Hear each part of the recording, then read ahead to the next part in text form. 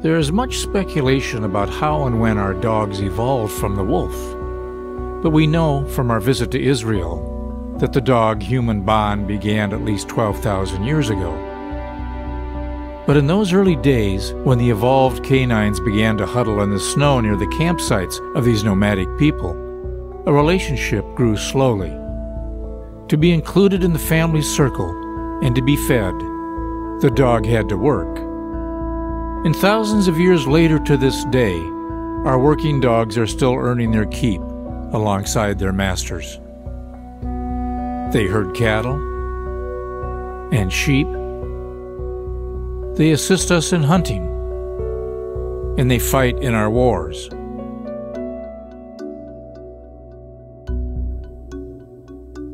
But it was on a trip along the historic Northwest Passage of the Arctic that I experienced a hint of that codependency that developed thousands of years ago as these rugged people began to populate the Arctic. I rode with Olafi, an Inuit, who is reviving his ancestral connection by raising sled dogs, a breed that brought his ancestors from Mongolia across the Bering Straits to northern Canada. Ironically, on this bitter cold day that I rode with him, Olafi was using his dog team to retrieve his broken-down snowmobile. In reality, sled dogs in the Arctic are now the exception rather than the rule. Now, with generations of breeding for show and companionship, many working dogs are not quite sure what to do with their instincts. Things have definitely changed, and many are now content with holding down the fort or chasing an occasional squirrel up a tree. For them, life is easy and good. But most have forgotten that from the very beginning, dogs were used in the hunt, as suggested by ancient Assyrian murals. In more recent times, the use of scent hounds can be traced back to Britain nearly 500 years ago. When the sport crossed the ocean from England to Maryland in 1650, fox hunting with dogs spread across North America, and many hunt clubs are still active today. These highly organized hunts with horses and foxhounds have strict rules that govern their hounds and breeding methods, the hunter's attire, and the hunt process itself. Over the last 200 years, there has been little change, except now the fox is not harmed, and finding open land to hunt is getting more difficult. But on a fall morning near Virginia's Shenandoah Valley, the sound of bugles and the baying of foxhounds can still be heard as a time-honored hunt weaves its way through the colorful countryside.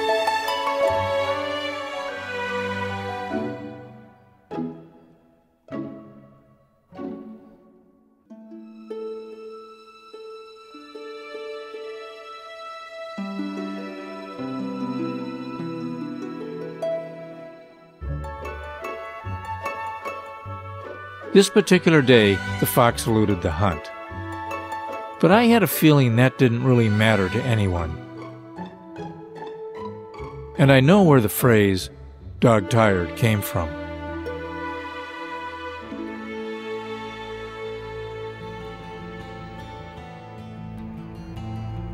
In a Michigan cornfield, hunters are retraining wire-haired pointing griffons, a great hunting dog with roots in Europe. Many of these dogs have been losing their hunting skills so rapidly that Griffon breeders have made prospective buyers pledge to train and hunt with their dogs, or they will not be sold. The effort has paid off, and these skilled retrievers and pointers are coming back strong. Our world has changed, and the natural abilities of many of our breeds have made them ideal for military service and search and rescue. At an undisclosed location in Israel, the Military Defense Force trains their dogs in search and rescue situations for both military and natural disasters. Dogs have 1.5 billion nasal sensors, making their sense of smell hundreds of times more sensitive than ours. They can be trained to catch the scent of human beings in almost impossible locations, and they do save lives. At our international ports of entry like Miami International Airport, the U.S. Department of Agriculture employs the Beagle Brigade. Beagles are a breed well known for their incredible sense of smell. The brigade's main job is to sniff out packages and luggage from overseas that might contain banned fruit and plant material. There are over 75,000 seizures each year based on this working dog's sense of smell. And oh yes, there's this incredible bond and trust between these working dogs and their handlers.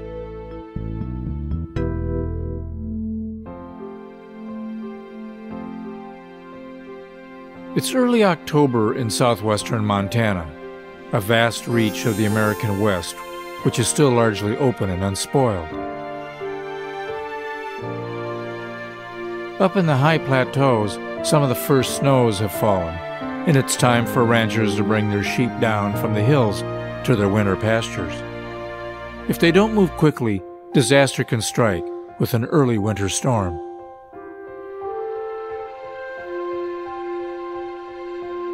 On the gravelly mountain range, a remote region where coyotes, wolves, and grizzlies compete for food, rancher John Helly has several thousand sheep ready to be brought down from their summer grazing land. All summer long in the quiet reaches of this vast open space, a lone shepherd, 2 sheepdogs, and 2 Akbash guard dogs have watched over the flock. These white, nearly fearless guard dogs were developed by Turkish herders some 3,000 years ago to blend in with the sheep and catch wolves and other prey off guard. John was in a hurry to move his sheep across the 10,000-foot Stonehouse mountain range. So he packed up his dogs and made the long drive out to his herd in the high country. Border collies are the smartest, and they have this herding instinct, said John. I couldn't get the sheep over the mountain if it wasn't for my dogs, he said. We have 28 dogs and feed them about 300 50-pound bags of food each year. They earn it, let me tell you, said John. My favorite? That's the salt and pepper collie over there, said John. His name is Pirate, because he looks like one. I couldn't do it without Pirate.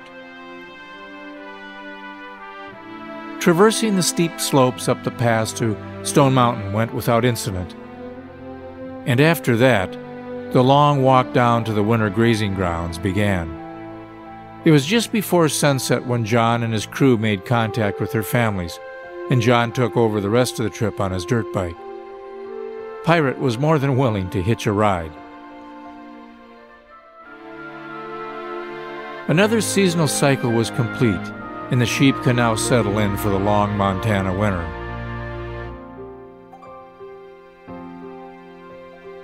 But for the dogs like Pirate and his mates, work is never done. There's culling to be done, pushing the sheep down the chutes for shots, springtime shearing,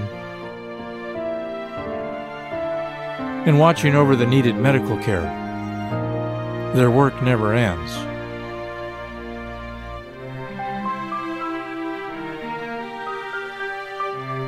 The loyalty, the working bond and dependency between man and his dog is alive and well at the John Helly Ranch and ranches throughout the American West.